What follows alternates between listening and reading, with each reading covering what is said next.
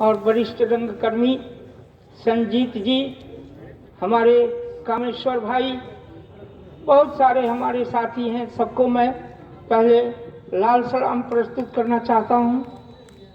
इसके बाद में मैं आपको नए वर्ष पर यही आपकी शुभकामना करूंगा कि नया जो वर्ष होता है, हम जो गरीब किसान, मजदूर, छात्र, नौजवान हैं, उनकी जिंदगी में नया वर्ष संघर्षों से हर साल भरा होता है।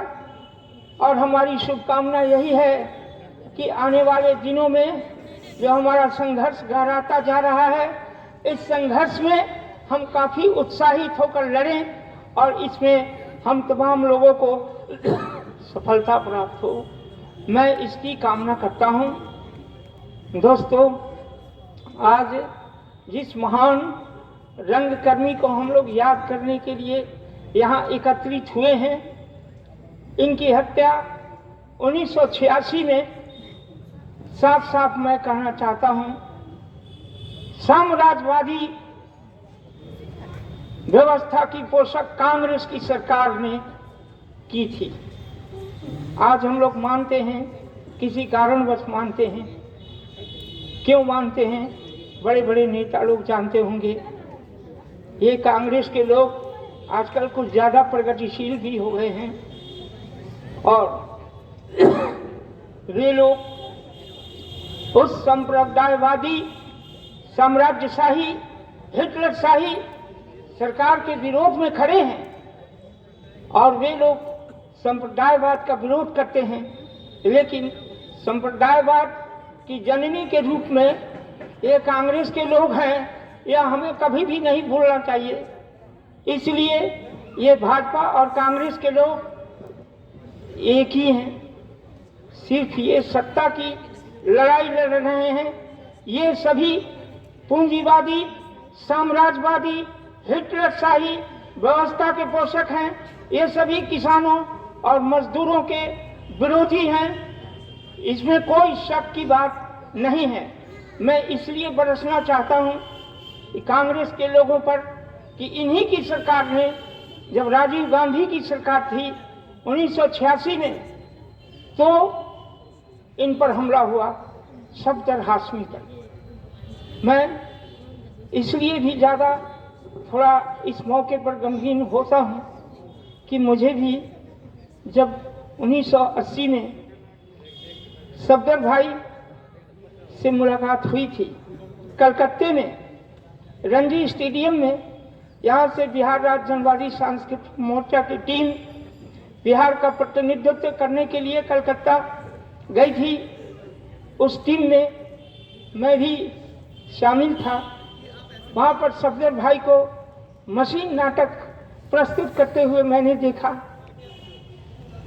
मैं उसके बाद से व्यक्तिगत तौर पर भी मुलाकात हुई, बातचीत हुई।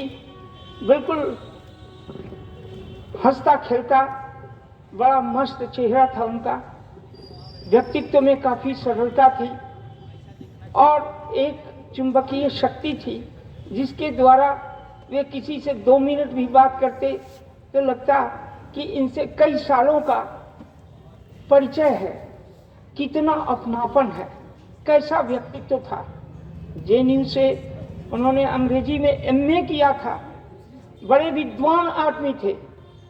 नाटकों पर जब मैंने उनका अध्ययन किया और नाटक पर जब मैंने उनके बहुत सारे विचार पढ़े हैं, दोस्तों, मैं उन सारे विचारों को, मुझसे कहा गया था कि ये आप निबंध लिख दीजिए। क्षमा कीजिएगा, मेरा हाथ कांपता है। कोई ऐसा साथी नहीं मिला कि मैं एक आलेख उन पर लिखता और आलेख लिखकर मैं बहुत खुश होता। लेकिन मैं नहीं लिख सका हूँ कि कला और साहित्य पर कितना उत्तम, कितना नया और कितना जनवादी विचार उन्होंने दिया है। उन तमाम लोगों को जो कला के बारे में पुरानपंथी विचार रखते हैं, उन लोगों को अपने विचारों से उन्होंने चुप करा दिया है। अब एक थेथराई करें तो कोई बात नहीं। कला क्या है, नाट्य कला क्या है, इसके बारे में पुराने विचारों से लेकर आज अधुनातन विचारों तक को उन्होंने इतनी साफ गोई के साथ स्पष्ट किया है। साथियों, सफदर हाशमी साहब का की पूरी रचना हमारे पास है, हमने उसको पढ़ा है। और कला के संबंध में जो उन्होंने परंपरा, कला, लोकगीत कला, लोक नाटक, जन नाटक, इन सब चीज़ों पर जो उन्होंने विस्तार से अपना विचार व्यक्त किया है, वह बहुत ही पठनीय है। सभी साथियों को पढ़ना चाहिए। कितने विद्वान थे हिंदुस्तान के बड़े बड़े नाटककारों, बादल सरकार से भी उनकी बातचीत हुई है ना। बादल सरकार ने भी उनके विचारों की बड़ी प्रशंसा की है। दोस्तों, इस महान जनता के रंगकर्मी के मन में एक बात आई। वह बात आई कि आज का जमाना 3 घंटे तक नाटक देखने का नहीं है, किसी के पास वह फुर्सत नहीं है। पूंजीपतियों ने हमारी जिंदगी को इतना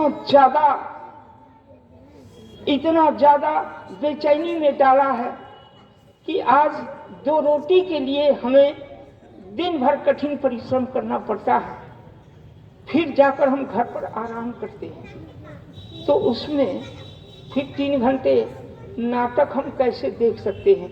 अब वह समय नहीं है। ये जिंदगी भाग दौड़ का है, लेकिन नाटक तो चाहिए। नाटक तो सबको देखना चाहेंगे, सबको मनोरंजन तो चाहिए। इसके लिए भी उन्होंने इस पर भी विचार किया और इसी विचार से प्रेरित होकर उन्होंने हिंदुस्तान में नाटक की एक नई विधा को उन्होंने संपुष्ट किया। क्योंकि इसके पहले भी, सफदर हाशमी के पहले भी, जिसकी बात मैं कर रहा हूं, नुक्कड़ नाटक, इस नुक्कड़ नाटक की शुरुआत सफदर हाशमी के पहले भी हुई है ना। सर्वेश्वर दयाल सक्सेना ने भी बकरी के द्वारा इस नाटक की शुरुआत कर दी थी। उसके बाद में आंदोलन हुए 1974 में। उस दौरान शिवराम जी ने भी बोल जमहूरे ऐसा नाटक लिखा, जिसको बाद में सफदर हाशमी साहब ने समर्थ को नहीं दोष गोसाई ये नाटक का स्वरूप, नुक्कड़ नाटक का स्वरूप दिया। तो शिवराम जी भी नाटक शुरू कर चुके थे और उन्होंने जनता पागल हो गई है, उन्हीं का नाटक है जो आज शायद प्रस्तुत किया जाने वाला है। हिंदुस्तान में हजारों मंचन हुए उस नाटक के, लेकिन सफदर हाशमी की क्या विशेषता है? सफदर हाशमी, रमेश उपाध्याय और शिवराम जी, ये तीनों आदमी कदम से कदम मिलाकर चलते थे। सफदर हाशमी ने अपना दृष्टिकोण खास करके मजदूर वर्ग पर केंद्रित किया था, लेकिन शिवराम ने किसानों पर केंद्रित किया। ये किसानों और मजदूरों को मिलाकर ये नुक्कड़ नाटक जो लिखे जाने लगे, नुक्कड़ नाटक की एक बात आई समझ में, एक विधा है या एक नई विधा है, जिस विधा को पूरी तरह से एक कहिए कि उसके लीडर, प्रोपाउंडर, जैसे प्रवर्तक के रूप में हम कहें तो हम मान सकते हैं कि हिंदुस्तान में नुक्कड़ नाटक का अगर कोई प्रवर्तक था तो वह था सफदर हाशमी। सफदर हाशमी ने केवल नाटक ही नहीं लिखे, स्वयं नाटकों में भाग भी लिया, स्वयं अभिनय किया। उसके साथ एक संगठन की स्थापना की, क्योंकि बिना संगठन बनाए कोई किसी उद्देश्य की, क्रांतिकारी उद्देश्य की पूर्ति तो नहीं हो सकती है। इस बात को वे जानते थे। मार्क्सवाद के का उन्होंने बड़ा गहन अध्ययन भी किया था, मार्क्सवाद लेनिनवाद का अध्ययन किया था, और उन्होंने साहित्य के माध्यम से, रंगकर्म के माध्यम से हिंदुस्तान के मजदूरों और किसानों के आंदोलन को आगे बढ़ाने का काम किया है। और यह सभी रंगकर्मियों को उन्होंने बताया है कि संस्कृति की क्या भूमिका होती है मजदूर आंदोलन में, किसान आंदोलन में, इस चीज को उन्होंने बताया ही नहीं, उन्होंने कर दिखाया। और इस दिखाने के क्रम में उन्होंने अपनी शहादत भी दी है। वो जानते थे यह एक नई विधा है, यह नई विधा जनता के लिए बहुत आकर्षक है। 5 मिनट में भी नाटक हो सकता है, जिसके लिए किसी तामझाम की जरूरत नहीं है, जिसके लिए बहुत ज्यादा कस्ट्यूम पोशाक की जरूरत नहीं है, मेकअप की जरूरत नहीं है, जिसके लिए रंगमंच की जरूरत नहीं है, जिसके लिए केवल कोई चौराहा है या कोई नुक्कड़ है, कोई खाली जगह है, वहां पर आमतौर पर है ना बिल्कुल साधारण रूप में हम रहकर नाटक का प्रदर्शन कर देंगे 5 मिनट में। उस चौराहे से आते जाते जो लोग हैं, जो फैक्ट्री में जा रहे हैं, कंपनियों में जा रहे हैं, ऑफिसेस में जा रहे हैं, वे लोग 5 मिनट ठहर कर और देख सकते हैं। और उस नाटक का विषय बिल्कुल जन आंदोलन से संबंधित होता है, वो क्रांतिकारी विषय होता है। नुक्कड़ नाटक इसलिए नहीं होता है कि उसमें बच्चा कम पैदा करो, है ना, या आंख का ऑपरेशन कराओ, या इस तरह का जो सरकारी प्रोग्राम होता है ना, इसके लिए भी अब आजकल लोग नुक्कड़ नाटक खेल रहे हैं। यह नुक्कड़ नाटक के चरित्र के विरुद्ध है। नुक्कड़ नाटक का चरित्र बिल्कुल क्रांतिकारी होता है। आप जानते हैं कि जर्मनी में जब बर्टोल्ड ब्रेख्ट ने है ना अपने नुक्कड़ नाटक का प्रदर्शन किया प्रथम विश्व युद्ध के बाद, उन्होंने समझ लिया कि ये प्रथम विश्व युद्ध में केवल ये पूंजीपतियों को लाभ हुआ है, पूंजीपतियों के लाभ के लिए यह युद्ध हुआ है, किसानों और मजदूरों के लिए नहीं, है ना। तो किसानों और मजदूरों के लिए भी ब्रेख्ट ने सोचा और उस समय उन्होंने इविक थिएटर की स्थापना की और उसके माध्यम से एक नाटक के नए रूप को उन्होंने प्रस्तुत किया।